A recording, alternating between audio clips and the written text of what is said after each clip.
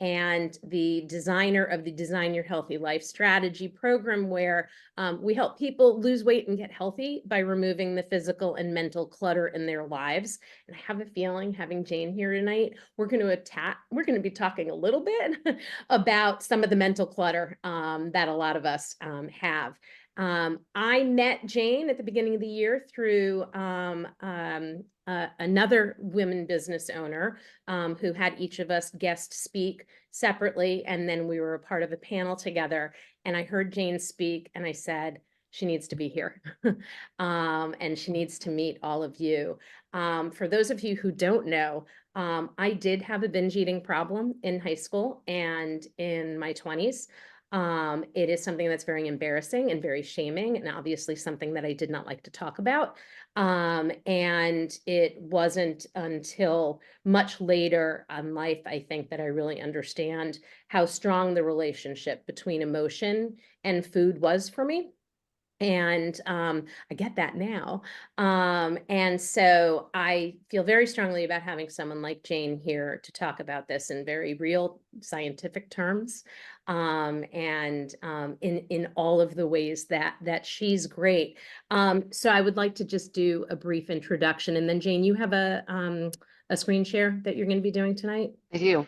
Yeah. Right, I'll make Yeah. sure that I have the security set up. I'm not sure we'll do that in a minute. I really want to introduce her. Jane empowers women who feel out of control around food to develop food freedom and body trust. She helps women who have been struggling, often for decades, to find the missing link to go from fighting with their bodies to working with them. Whether you are a binge eater, someone who doesn't trust themselves with certain foods, or someone who just doesn't understand why they behave the way they do sometimes, she's got you. She will teach you how to understand your behavior, how to develop trust with yourself, and how to cultivate the safety you need to navigate life. Her approach is rooted in the science of the brain and body, trauma-informed and filled with compassion.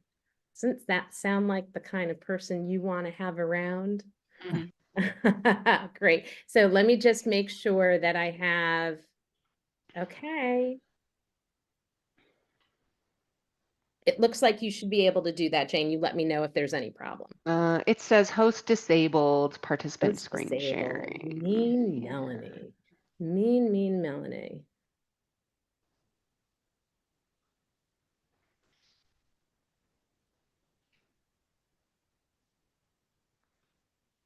It looks like I've allowed it. Hmm. Yeah, it just says Okay, host disabled, so try I again. don't see a. Okay. No. There we go. Yay, we're ready to roll. Excellent. All right, everybody, I'm so excited to be here today. The topic of binge eating is something that I am very passionate about because I am very personally familiar with. I'll tell you a little bit about my story just kind of as we go along, but essentially, my very first binge happened my first semester in college, and I proceeded to spend the next 25 years trying to stop binge eating. I had so much shame over what I did. And I was terrified that anybody might find out what I was doing with food behind closed doors. I was my appearance was very important to me. Not only like my physical appearance, but it was very important to me that other people thought I had my stuff together. And so this was like this very shameful secret that I kept for a long time, including I was married before I even told my husband about my binging. And I was certain he wouldn't love me. I was certain it was going to be the end of our relationship. Fortunately, that didn't happen, but I'm very passionate about this topic. And what I have discovered, I really, as I was going through my own journey and my own battle with binge eating, I really said, if I ever figure this out, I'm going to help other people figure it out for themselves. Because here's what I know about binge eating. Number one, it is way more common than most people realize because most people don't talk about it. Because there is so much shame around it, it's not very much talked about. And so many people end up thinking there's something wrong with me, I'm broken, but they don't talk about it enough to actually know, oh, there's actually nothing wrong with you. And so many people experience this. So, number one, I really want to normalize it and I want to help people understand what it is and why it happens. So, that's really what I'm going to be doing today is to just share with you a little bit about what is binging and why does it happen? And not only why does it happen, like how is it possible to stop? Because the other thing that I know that people with binge eating, a lot of there's a lot of messages out there that this is if you have binge eating, this is something that you will just have to deal with for the rest of your life. And I don't believe that one bit. I think once we can really understand it, we can unwind it. But most people fight with it. And that's the thing that keeps it really kind of going. So, what we're going to do tonight is just understand binge eating and why it happens. So, here's kind of what we're going to do is I'm going to, some people are like, what is a binge? Anyway, I don't really know. What's a binge? Is it what's not a binge? Does it even matter? And then why? Why does binge eating happen? And then what to do about it? I'll give you some resources and then we'll open it up for questions. So, what is a binge? We can now, we could go into the DSM and I could tell you the very specific things that qualify somebody as having binge eating disorder, but I don't think we need to do that. I don't think it's really particularly helpful, but I do find it can be helpful for some people to just understand, what do you mean when you talk about a binge? So here's some qualities of a binge, the way that I talk about a binge. It's typically large quantities of food, typically more than would be eaten at a given time, usually eaten in a short period of time. There's often a feeling of being out of control, like I cannot stop eating. And often it's unusual combinations of foods, like foods you wouldn't necessarily eat together or in combination if you were kind of just out with other people. Um, it's generally done in secrets, and there is often a lot of shame afterwards. So these are just kind of some of the hallmarks of a binge. Now, if we contrast that with overeating, overeating is typically like just eating more than the body needs. Overeating might be kind of considered normal. Everybody overeats sometimes. Not everybody binges. A lot of times overeating is kind of like this, oh, it tastes so good, I just don't want to stop. Or, oh, I don't want to leave anything behind. So, I'm just going to keep eating, but there's not generally a feeling of a lack of control. And there's usually not shame. There might be judgment, like I shouldn't have eaten all of that, but there's usually not this like intense shame. So that's just a very basic binge versus overeat. Now, the next question is, does it matter? Do I need to classify what I just did with food as a binge or an overeat? Is it even useful for me to do that? Honestly, I don't really find it to be all that useful. The reason why is that I know for me, the way that I would experience it is I never, almost never, sat out to thinking I am just going to go like eat my face off and like imagined diving into all of the food. Like the way that it happened for me is that I would eat I would eat a little bit and then I would eat a little bit more and then I would go back to the pantry and then I would go back and then at some point all the while I'm telling myself don't eat too much, don't eat too much, don't eat too much. And then at some point, I would decide, oh, now I'm binging. Now this is a binge. And then once in my mind, I classified it as a binge, there were no actual rules, or I couldn't have told you, okay, this many servings of this equals a binge. But in my mind, I would cross over some invisible barrier. And then as somebody who kind of likes to like go all out in anything that I do, if I'm binging now, I'm going to go all out. I'm not doing any of this tomorrow. I'm not going to eat any of these foods tomorrow. So I might as well eat as much as I can right now. And I'm binging, so like I'm really going to binge. I'm really going to go all out. So for me, even classifying, oh, this is a binge, that wasn't a binge, wasn't even necessarily useful. And it doesn't really matter. We don't have to say, oh, that was a binge. Oh no, that was an overeat.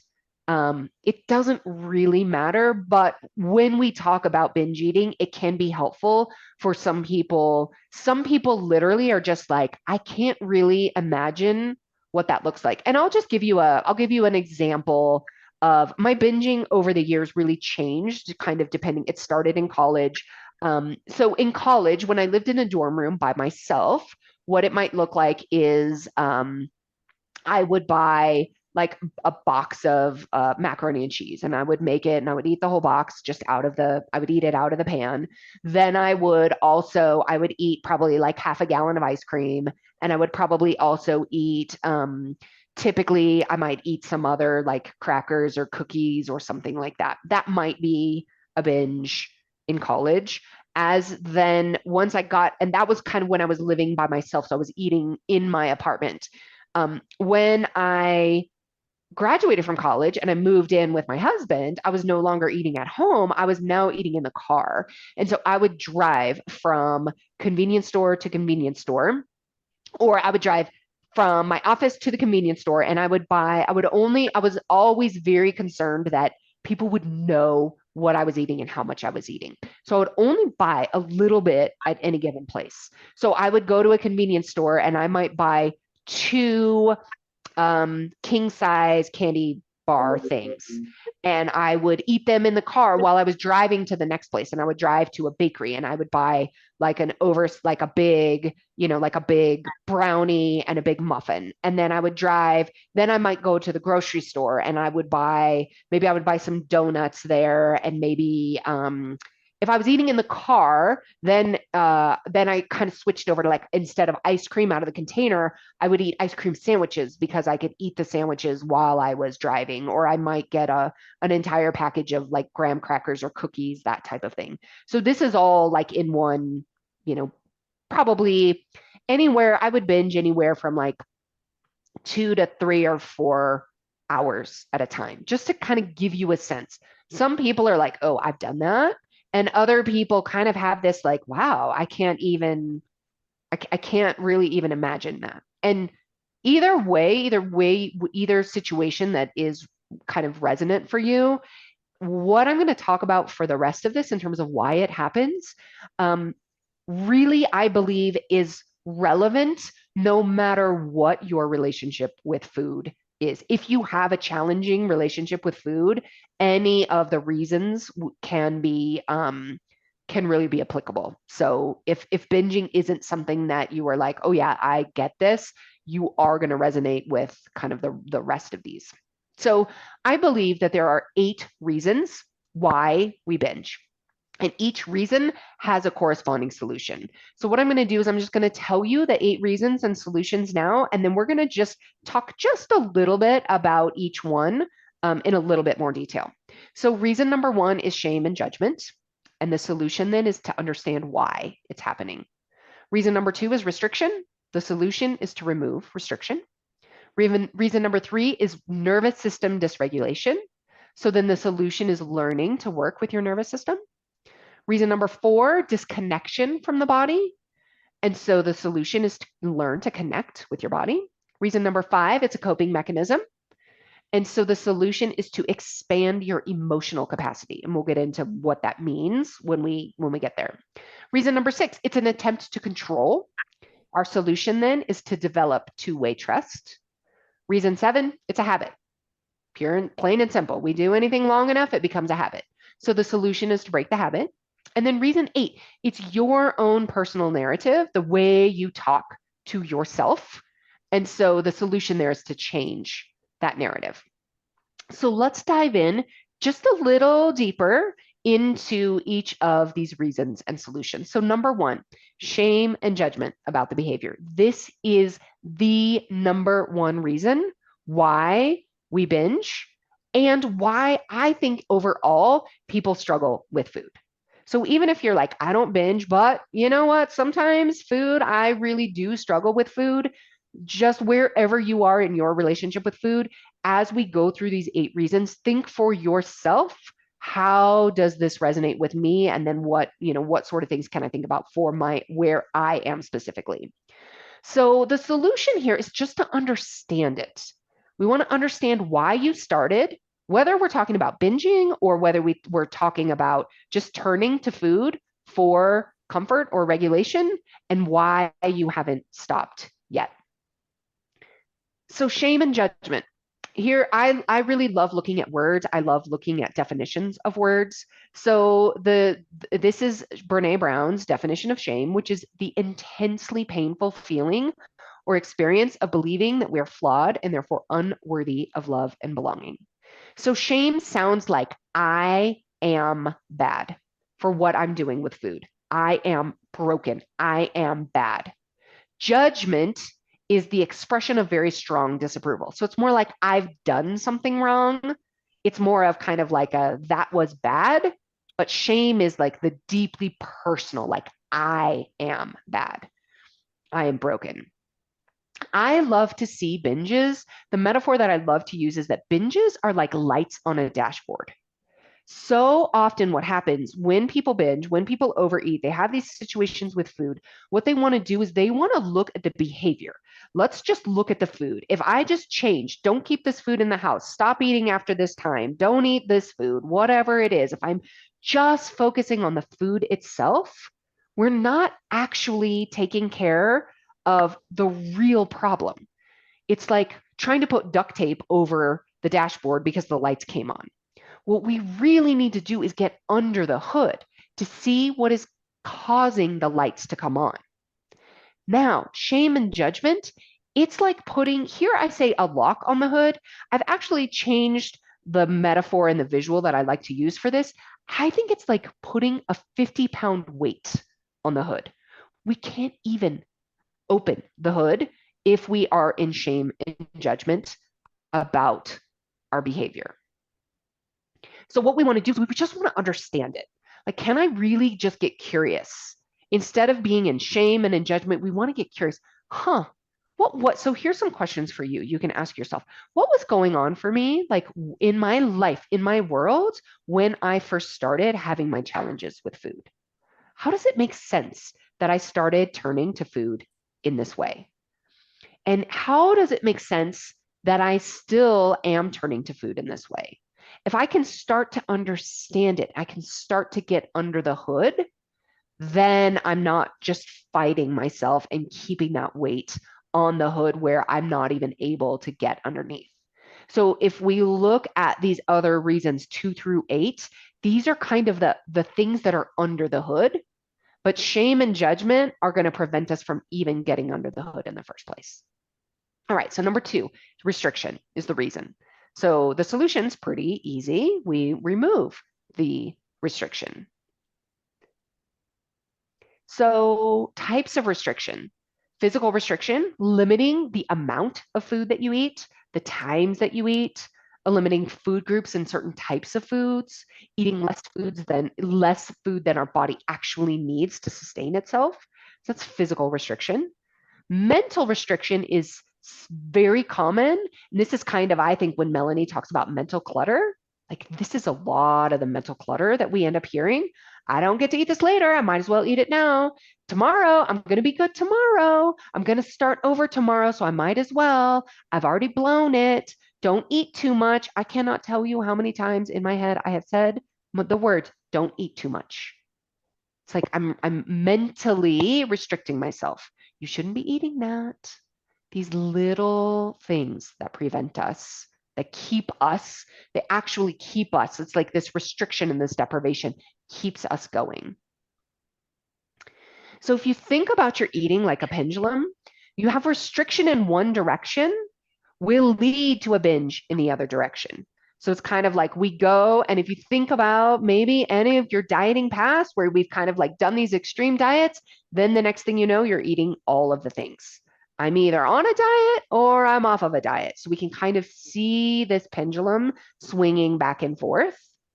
And so what we want to do is keep them eating more in the middle. We don't have to go to these extremes.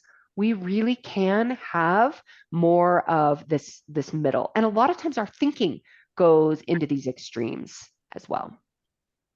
All right, the number 3 reason, nervous system. I love talking about the nervous system.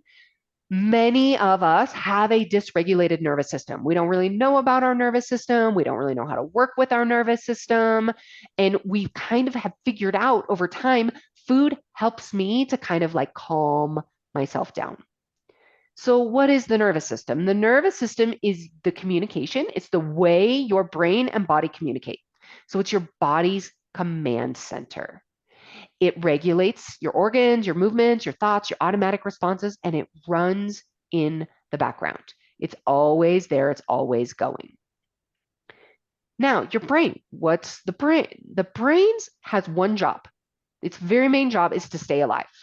After you're alive and it knows you're alive, then the next kind of priority for the brain is what we call the motivational triad, which is to seek pleasure, avoid pain, and use as little energy as possible.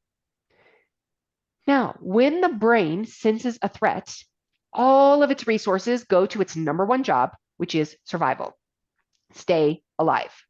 This has a direct impact on the nervous system. Okay. Now, here is the way that I like to teach and think about the nervous system. Now, the way that I have this chart, it shows the various areas of your nervous system as equal areas. It's not generally the case for anybody. Everybody's is different. So this is just kind of like just a for your kind of like learning. So we start with home base. Some people know home base as the window of tolerance. This is the place in your nervous system where you are feeling safe. You are connected. It's also where we rest and digest. Your digestive system actually works its best when you're in home base. This is when we can connect, we can tune in with ourselves, we can make progress towards our goals, we can connect with other people. In an ideal world, we all live in home base. But of course, we know we don't all live in home base, right? Sometimes we have we have all this extra energy. And this is when we're above home base. And when we're above home base, we're in fight or flight. Our nervous system is in fight or flight. And we're kind of like, this is when I'm in worry, I'm in anxiety, I'm in overwhelm. It's like, all of the things. I'm above home base. When I'm below home base, I've got very low energy.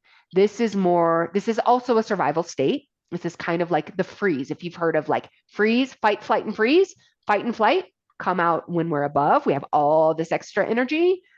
Freeze when we're below, we have very low energy. Maybe I feel hopeless. I feel depressed. That's kind of when I'm below.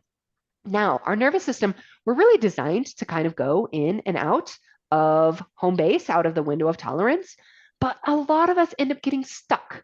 You might even just hearing this very quick description, you might kind of identify, oh, I spend a lot of time above home base. A lot of people who struggle with food spend a lot of time above home base. We're in our heads, we're anxious, we're overwhelmed, we're worried, we might be angry, we might be whatever it is, we're kind of like doing all of these things. And here's what happens. We, at some point, often when we're very young, we realize, we kind of discover, you know what? When I eat food, the energy, all this excess energy I have, it kind of comes down. I kind of actually feel better. Maybe I eat to try to bring myself down. But what happens, especially when I binge, is I'm up here and then I eat and I binge and I binge and then I end up down here where I have no energy. For me, I used to be go, go, go all the time, always going and going and going, pretty much constantly above home base. The only time I would slow down was after a binge. It was almost like the binge for me was like, well, you're not going to slow down. I will slow you down. And so I would eat so much, then I would just sit on the couch and do nothing except like try to find solutions of how to stop binging because I was so ashamed about myself. But if we can start to see ourselves through the lens of a nervous system, where am I in my nervous system? You might even check in right now. If you are able to kind of like take in this information, if you're feeling like, oh, wow, I'm kind of learning, I'm tuned in, there's some connection here, it's likely you're in home base. If you're sitting here kind of trying to pay attention, but you're like thinking about like the 10 other things you have to be doing or you could be doing, or you're feeling kind of sick and you're kind of like, oh my gosh, I really like would love to be sleeping right now, you might be below. There's no bad state of your nervous system. It's just really helpful to know. Then we can also come up with other things we can do depending on where we are in our nervous system that we can use to regulate ourselves without using food. So if I notice, oh my gosh, I have all this energy, blah, I'm in this place, instead of turning to food, oh, I can do things like take some deep breaths. I can do a guided meditation. I can ground myself with another person or a pet or out in nature. I can do something else to drain this energy, like dance or laugh or scream or cry. If I'm below and I don't have very much energy, instead of trying to eat to get myself more energy, maybe I take some short, quick breaths. I use some movement. I use music. I splash some cold water on my face or the back of my hands.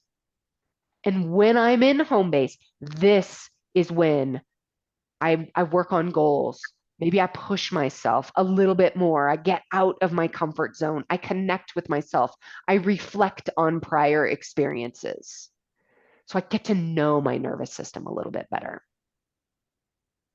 Your state is not you. We all have a state we're more comfortable in, which is based on our past and our upbringing.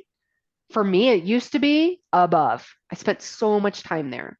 But we can learn how to change our states and how to increase that home base, that place in the middle. And we can recognize when we're in a survival response, when our brain is detecting a threat, and we can develop other tools to calm us rather than using the tool of food that we've used before. All right, reason number 4, disconnection from your body. So the solution is to learn how to connect with your body. Your body is wise beyond measure. It's one of the most reliable gauges that we have. And even if you don't remember it, once upon a time, you were very in tune with your body. You knew when you were hungry, full, tired, or had other needs that weren't being met. But over time, you and I and most other humans learned to ignore the signals of our body. We learned to push through fatigue to cover up hunger. And when we did that so many times, we developed a disconnection from our body and what our body's telling us. We got these messages from the outside that said, don't be so sensitive. Don't be so emotional. You should do XYZ.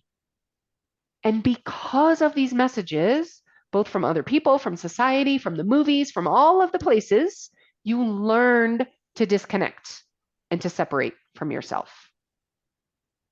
But we can always reconnect. We can learn to reconnect. So there are different ways that you can do it. You can tune in. You can set an alarm literally several times a day, or you could pair it with another activity. Before I eat, I'm going to just check in with myself and see, what do I notice? You can do a body scan. There are so many body scans out there that you could listen to for free. You could just do your own internal body scan. Just getting curious with actually detecting, connecting with yourself, being intentional about it. Most of us just live up in our heads. And it's like we really need to get back into the body so we can see. So often what we're doing when we eat is we're trying to meet another need that our body has. And we're trying to use food, the tool of food, to meet a need that the food will never be able to meet, which is why sometimes it feels like, no amount of food will satisfy. Because when we're trying to use food to meet a need that food will not satisfy, no amount of food will actually meet that need.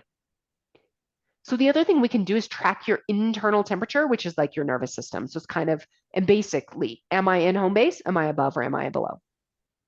We can check in. What do I notice about my hunger and my fullness signals?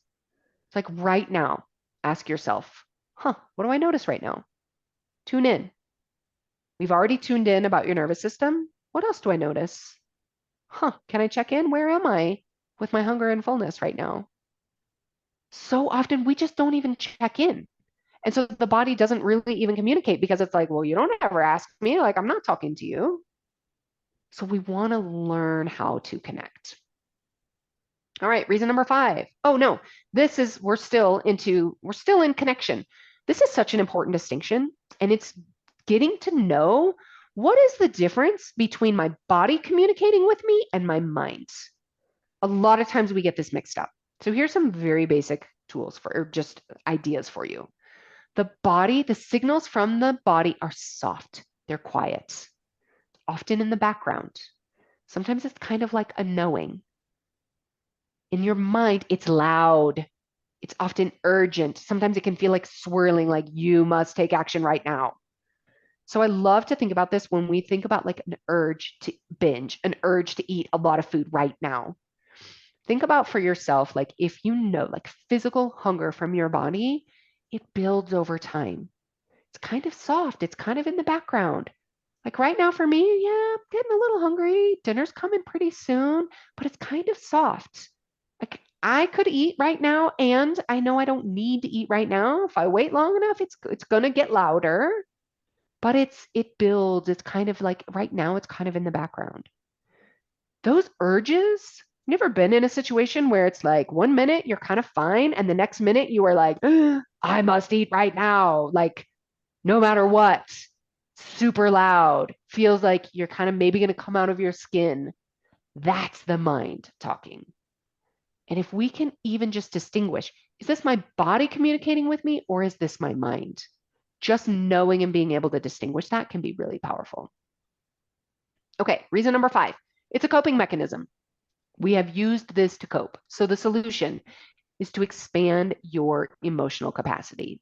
So, what's your emotional capacity? This is your ability to be with any emotion. And it's a skill. It's a skill that most of us were not taught. So, there's 4 ways to respond to an emotion. We can act, argue, avoid, or allow. So, acting on an emotion, let's say I'm going to use the emotion of urgent desire. This is like an urge. I have an urge to go to the pantry and eat a lot of food right now. I have an urge to go into my freezer and pull out the ice cream and get my spoon and just eat the entire container. Urgent desire, it's an emotion. So here's 4 things I can do with it. I can act on it. I can go to the freezer right now and I can get my spoon and I can just eat it. I can argue with it. I didn't want this to happen. Here it is again. I can't believe this is here. I can get mad. I can kind of like think it shouldn't be here. I could avoid it. I could just distract myself. I could kind of just try to pretend it's not there. I'm just going to go get busy and do all of these other things and just hope it goes away. Or I can allow the emotion. Allowing the emotion is noticing it, it's connecting it, it's seeing what is going on in my body, it's letting it be there without going and acting on it. So when we argue and when we avoid, what we're doing, the reason I have a picture of a beach ball on this slide is it's like holding a beach ball underwater. And when you push a beach ball underwater, ultimately that beach ball is going to come out. The more we push it underwater, the more pressure we put there, that beach ball is going to come flying out. This is why when it's like we have like this desire to eat the ice cream and we just like we try to, white knuckle it, or we try to resist and we try to say, no, I'm not going to eat that. Like, no, I'm not going to do it. I'm just going to avoid it. I'm going to pretend like it's not there. What we're doing is we're really just pushing it down. It's going to come out eventually. And a lot of times that will have us ending up eating way more ice cream than before. Now, we can do this with any emotion, but the allowing an emotion, it is like, it's a skill, and we can expand our ability to be with any emotion. And that is the emotional capacity. So the way that we start doing this is literally just to get familiar with your emotions. This is the feelings wheel. If you Google feelings wheel and look at images, you will see this image along with a zillion others. I love this image because it starts with some of the basic emotions in the center: angry, disgusted, sad, happy, surprised, bad, fearful. And then as you go out, it gives you more words that are kind of in that family. So this is a great one if you just want to see and look at a bunch of different words. You can see, okay, which word resonates? If I were to say my emotion right now, So you might all, oh, my microphone just went out. It'll come back. I know you can hear me. okay. So right now, you might ask yourself, check in with yourself, what emotion am I feeling right now? If I look at this emotions wheel, just ask yourself, what am I feeling right now? Like, what word? If I could pick a word. The other resource I love is Word Hippo. Word Hippo is an app that you can download from the App Store, or you can go to wordhippo.com. What I love about Word Hippo is, like, I might be like, oh, I'm feeling really intrigued right now. Maybe it's intrigued, maybe it's curious. I'm not really sure. I go type in curious or intrigued into Word Hippo. It's going to give me definitions. It's also going to give me a bunch of synonyms. So I can look through and I can pick, oh, no, it's that. That's the word right there. And so this can help expand your emotional vocabulary. When I started practicing naming and noticing my emotions, I realized my emotional vocabulary, I had like, I don't know, 4 emotions. And it was like good, bad, decent, okay. Like I didn't have a very big emotional vocabulary. I did not learn about emotions growing up. It was not modeled to me. And I really realized that I did not know what to do with my emotions. And when I really made sense of my binge eating starting, it was like, oh, I went to college. I was away from my primary attachments, the people closest to me. And I have these big emotions. All these things are going on in college and in life, and I don't really know how to deal with them. When I was younger, when I was in high school, when I would get upset at home, we didn't talk about our emotions. I would go to my room and I would slam the door. I wish I could remember what I did in my room. I honestly don't. But I would come out the next morning and we would all pretend like nothing ever happened. We never talked about it. That was it. And so what I realized, took me a while to realize this, but what I realized, my binges were like me slamming the door on myself. I would just slam the door on my emotions. It's like, oh. So I had to expand my emotional capacity, my ability to name them, to notice them, to see what they felt like in my body, to prove to myself I actually could be with these emotions and I didn't have to escape them or cover them up with food. So this is part of that number 5 reason. So the number 6 reason, an attempt to control. The solution, it's developing two-way trust. So what is control? We're trying to manipulate a particular outcome. So here's Word Hippo. I use Word Hippo all the time. The definition of control: to exert influence over or dictate the outcome of. So this becomes problematic when we don't really have control. And we're doing it from this place of authority rather than trust. So we're trying to control, for many of us, what we're trying to do is control our bodies, right? It's like, I want to control my body. I want to control what it looks like. I want to control what it weighs. I want to control maybe other people. I want to control, like, think about for yourself your own methods or attempts to control. There is absolutely healthy control, things that we do try to control and manage. And then there's unhealthy control. And the difference is going to be the energy behind it. So when we plan our food, when we make choices around our food to like eat in a way that feels really good and feels nourishing and supportive and sustainable, like that is absolutely a healthy way of controlling, right? We're not just like, oh, I'm just going to eat whatever happens to show up or whatever I find or whatever I can get delivered. But when we're trying to like control every single thing or control and manipulate ourselves or our food or our bodies, the difference is the energy that's behind it. So what we want to do then is we want to look at, okay, so that's control. Well, what is trust? I love these definitions from Word Hippo.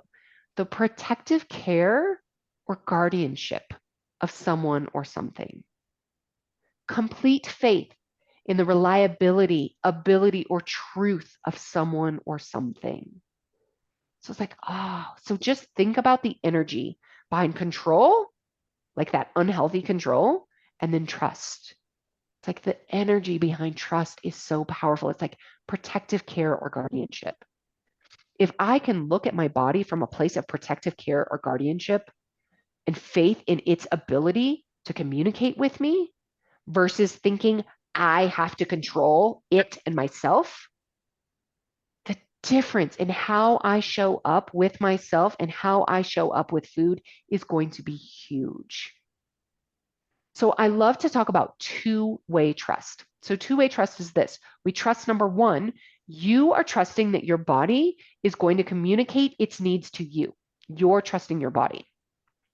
But this is the only one way. The other way is that your body is trusting that you are going to care for it on a regular and faithful basis.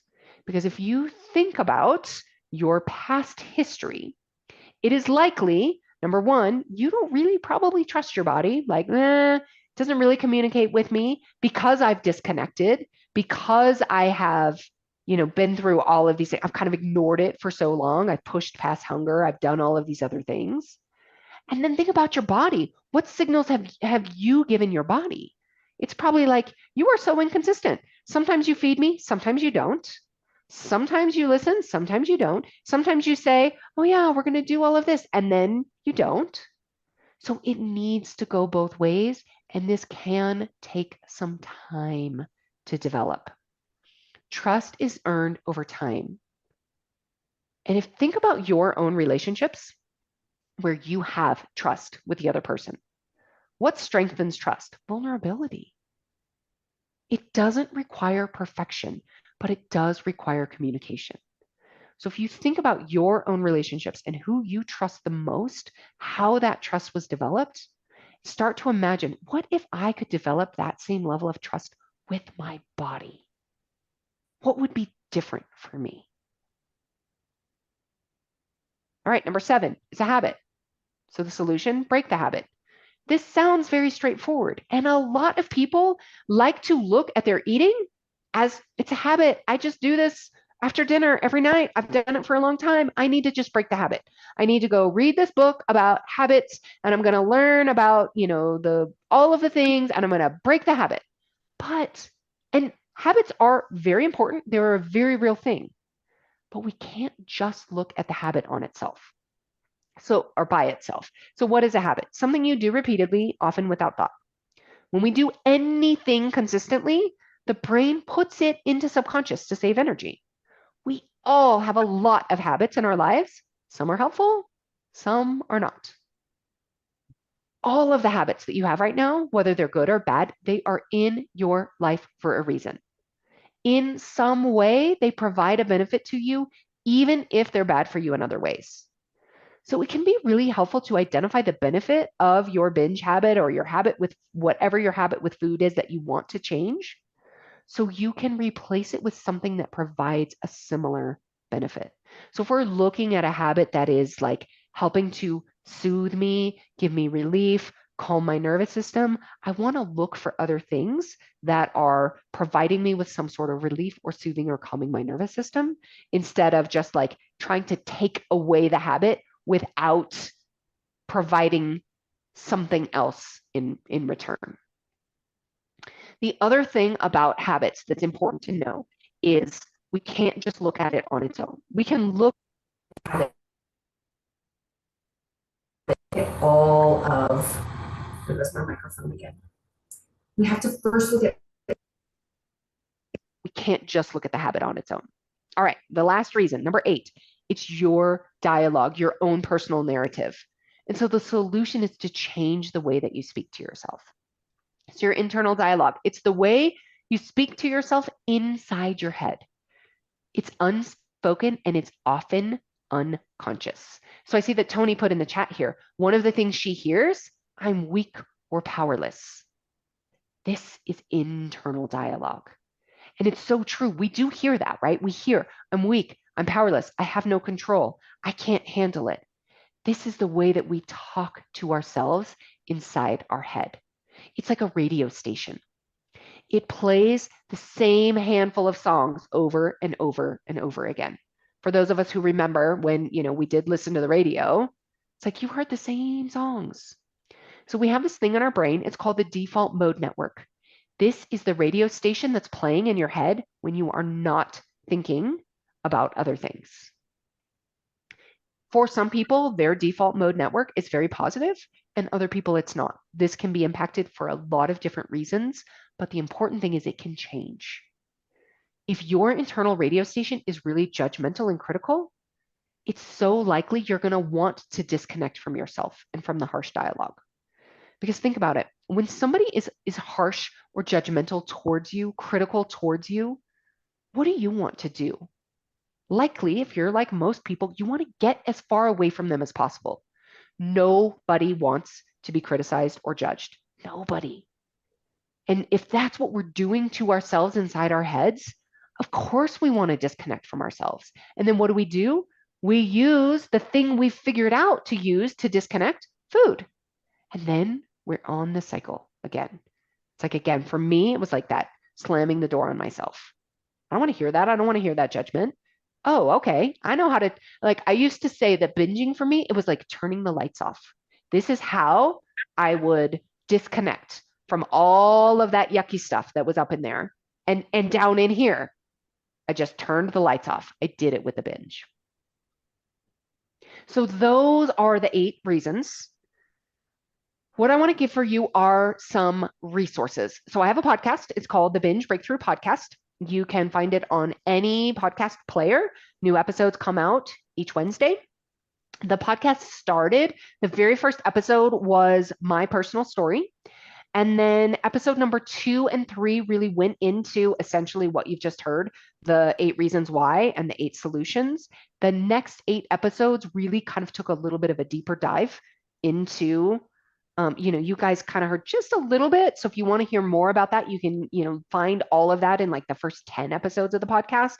But we're up to, I think I just recorded episode number 70 something. So lots of episodes there for you if any of this is helpful for you. I'm also doing a workshop coming up in April called the ABCs of Ending Binge Eating, where I'm going into a few other concepts. One of the things I'm always doing, I'm always coming up with ideas and concepts to really just help people understand and see their eating behaviors in a new way. I have a lot of people who follow me and who listen to me who 100% identify with binge eating. And I have a lot of people who are like, you know what, I don't really binge, but man, what you say about food, like it really makes sense and it helps me in so many ways. So that is a resource as well. I also have a quiz on my website you can check out if you do binge and you kind of want to like understand what is my number one reason. You can check that out at janepilger.com/quiz. So that is what I have for you about binging. And at this point, I'd love to just open it up to any questions or anything else that anybody has. I'm going to jump in before anybody else please. can. And Please. first say thank you. I loved hearing it again because this time, the last time I was just taking like voracious notes. And this time I was listening for me as opposed to listening for like, would this be good for my group? And there were a couple things I wanted to touch on. One, the concept of draining energy. Because I know from what I hear from Jane is feelings up here and feelings down here could lead us to needing to feel differently, and food is going to help us do that. And I have very, very, very rarely in my history eaten for reasons down low. It is always for me to drain energy and get to that homeostasis as opposed to, because if I'm down, I don't want to get up. I don't want to get the food unless you're going to bring it to me. And who is going to overeat and binge based on go get me food, right? Yeah, right. So I wanted to touch on that.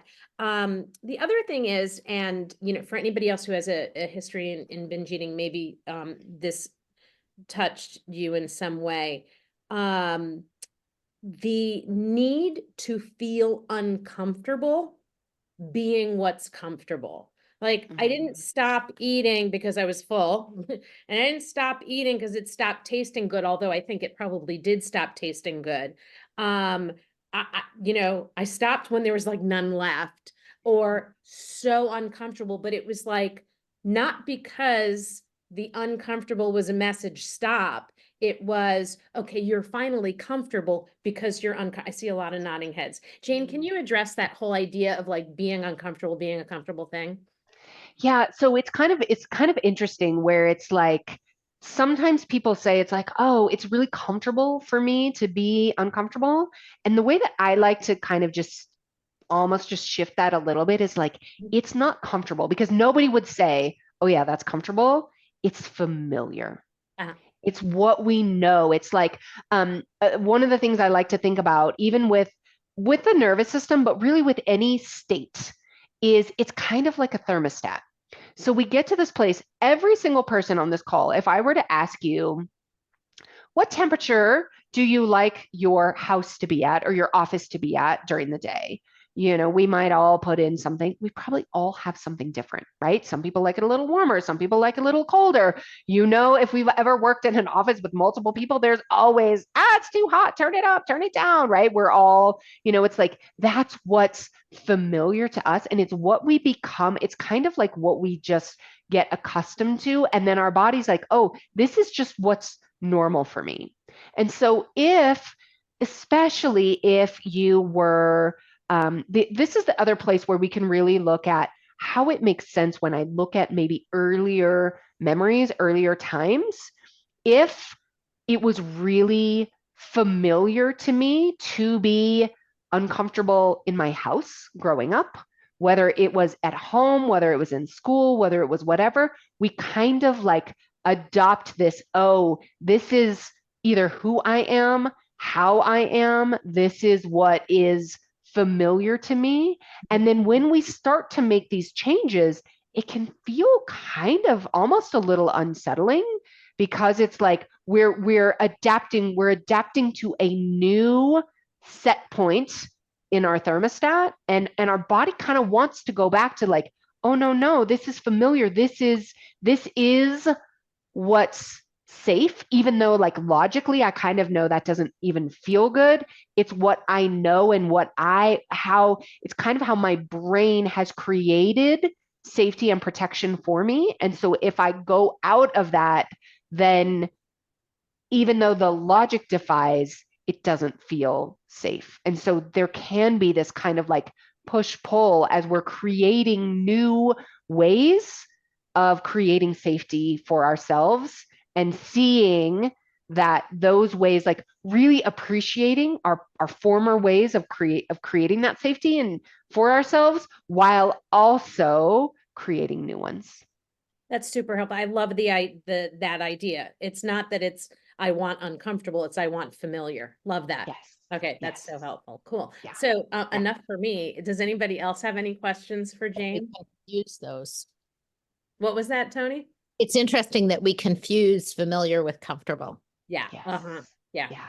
Yeah. Yeah. And I think when we really can see that and then be like, oh, right, it's not comfortable, it's familiar, it gives us a little bit of space, like to actually see rather than just believing, oh, I'm comfortable being uncomfortable. No, you're like, nobody would say in that moment when you're full of food that it's comfortable. It's like, oh, this is what I know. This is what I know. This is what I've done. This is like this path that my brain has been on so many times. It's kind of just wired in there. It's familiar. It's what I know to do, but like don't pretend that it's comfortable because it's not. Right. So Right. to be able to see that. Yeah. Awesome. Thank you. Yeah. Anybody else have any questions for Jane? Or thoughts? I was going to ask how you said that were a binge eater and now you're not. So what was the first step you took to sort of try to break away Yeah. from the pattern? Yeah. Such a good What question. made you So realize what was that tipping point? Was there a yeah. tipping point? Yes, I would say if I look back, the very first thing I did which was super helpful, was I got help. And it took a whole lot of help and a lot of different like angles of help, right? But I do believe 100% it is possible to overcome. I think it is very challenging to overcome on your own because there just is that pull there's the pull to the familiar, and there's the pull to the black and white thinking, and the, thinking like this isn't working when it really is, and all of those other things. It really does help to have somebody else to kind of like help guide you through that. So I do think that is huge. I think for me, when I really look at it, other really huge points for me were, one, really starting to like understand it and see it with more compassion and understanding versus like shame and judgment and hatred was huge. The other really huge piece for me was really seeing the nervous system and like understanding the nervous system and how I was so clueless about really kind of what I was doing to myself and to my body, like from this very protective place. But like, I don't think had I been able to really, I was just unintentionally keeping myself in the cycle. And I think so many people do that. So I think those were probably kind of like the key things. And what I do now when I work with people, one of the things that I do in the very beginning is we work on like your identity, like who you are becoming as an eater, because so many, like, you can carry this identity, I am a binge eater. And then it's like, oh, well, this is just what I do. This is what I do when I'm around all these foods, or when I go out to eat, or when there's a buffet, or after I've been at a party and I come home. This is just who I am. This is what I do. And so we really want to shift into the new version. So like, I really talk about, one of the things that I do is like, it's not like a program to end binge eating. There's a lot of those out there, but to me, it's like a process to become a different type of eater. Mhm. Because if you're just like thinking, I'm a binger and I'm trying to stop, I'm going to stop this behavior, we're keeping the focus here while also keeping the identity as a binger. And that's never going to stick. And I Mhm. think I held the identity as a binger for a long time, not realizing that's what I was doing. That And whole that is, self-fulfilling prophecy. Yeah. This is one of the reasons why I connected to Jane. One, that like that idea of like letting go of restrictions, so in my history, my father is a recovered drug addict. So I'm very familiar with 12-step. And when it was first discovered by someone that I had a binge eating disorder in high school, I was sent to OA. I have absolutely there. nothing bad to say about the program that has helped so many people. But in 2 seconds of sitting in the room, I knew I was in the wrong place. One, I was like a good 15 years younger than everybody else in there, so I was really uncomfortable. One, because everyone was so much older, but it also like it made me feel like I had no hope. Like these people still have problems in their 30s. Oh, great. What am I gonna do? But the other piece of it was the abstinence piece makes no sense to me as an adult now. As a kid, I tried so hard to abstain from binging, to abstain from carbs, to abstain from sugar, to abstain from fat. And every time I did that, I gained 10 pounds. Well, Every- and the message that you're powerless over it, right? It's like that also sets that up. I also, had a brief stint in OA. But yeah, so I also find that messaging, I'm powerless. If I believe I'm powerless over food, then every time I go to a buffet or a party or eat the grocery store or the bakery, like I want to be able to go to those places and not feel like I'm powerless and I can't control myself. Right. Yeah. Thank you. Yeah. And I don't want to take anything away from 12-step programs because Yep, Father's absolutely. clean 35 years because of it. However, I also Yep. recognize how for me, at least in this arena, it just doesn't compute, if that makes Yeah. sense. Anybody else have any questions for Jane?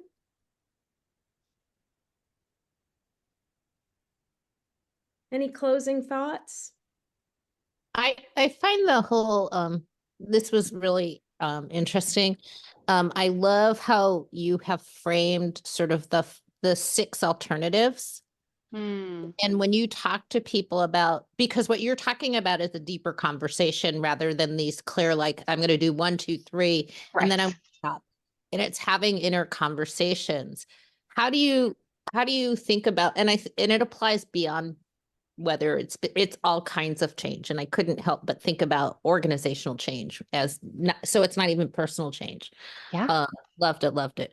How do you encourage people to approach that place to have honest conversations with themselves, whether they're talking about individual change or a team change or a group change or whatever the process is? Because I think Mm. that's hard. It is hard. It is hard. So one of the things I talk about a lot as like first step is awareness. You cannot change what you're not aware of. So it's like if we can start with what am I aware of? If I can create awareness without judgment, right? When we're in judgment, whether we're talking organizational change, like with other people, whether we're talking even our own behaviors or how we're showing up in whether it's with ourselves, whether it's with food, whether it's with a relationship, what awareness can I bring in without judgment? If I can get really, really curious and become really aware, like that to me is absolutely the first step. What do I notice? What am I aware of? And am I willing to just, at least for a little bit, put any judgment of anything aside?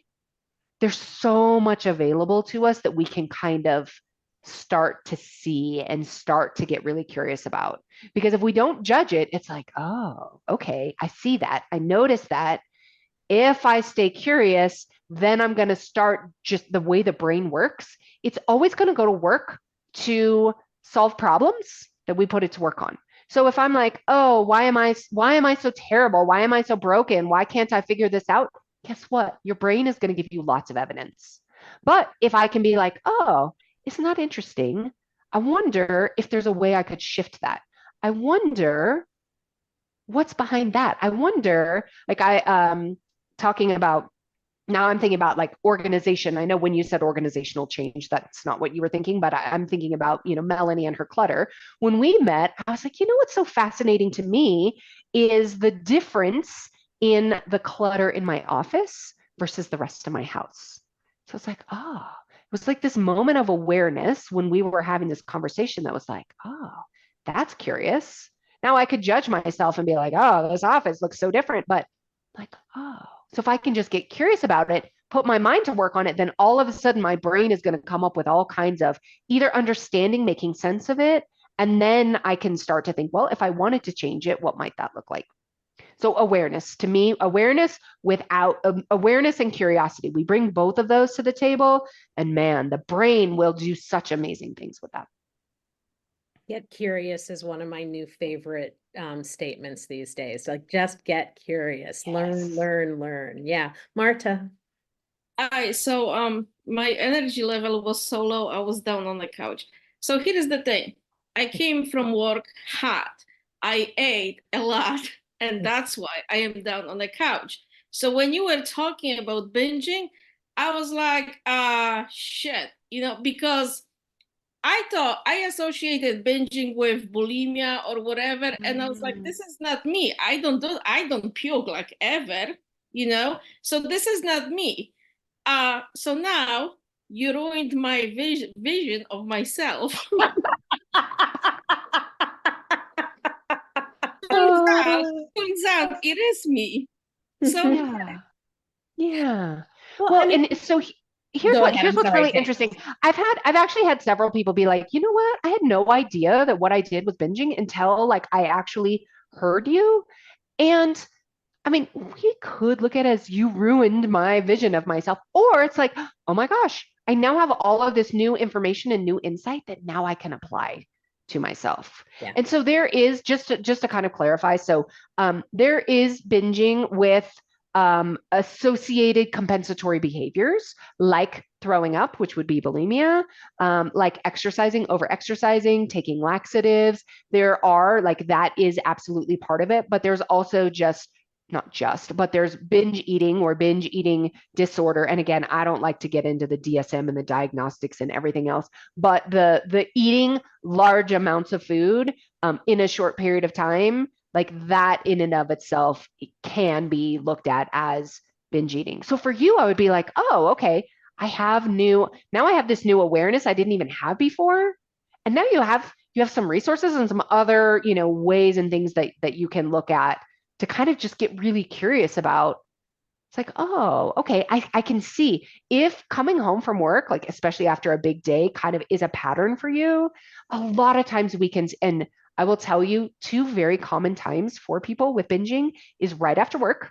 Like a lot of times that transition between work and home, whether it happens as soon as you get home, or for some people it's the drive home, or it's at night. So it may be after dinner. It may be if you have a family or kids after everybody goes to bed. Those are two very common times. And then if you think about with the lens of the nervous system, it's like, oh, okay, number one, transitions for humans can be challenging, but then also it's like, I probably have a lot of this stuff that's happening at work, both with my nervous system. I may also have other emotions that have happened. And so if I kind of look at both of those lenses and then kind of the coming home, maybe I'm looking to kind of like release pressure, get in some relief, other things, like, oh, that kind of starts to make sense. Thank you for that, Jane. Thank you. Yeah. So Renee, and then we're going to finish up. Yeah, I was just thinking how much of a challenge it is to just become aware that, of these behaviors. It's kind of like the person who drinks because they're not falling out drunk or whatever. I don't have a problem. But, the fact is that, if you have to walk into your house every day and have a drink before you start cooking dinner, and then have a drink when you're having dinner, and then have a drink afterward, there's maybe something going on. Yes, those are those lights on the dashboard. Yeah.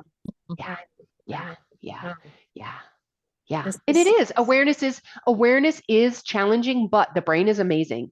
And if we can put our brain to work on like, I just want to get a little more aware without judgment is the key. What can I just notice? What am I aware of?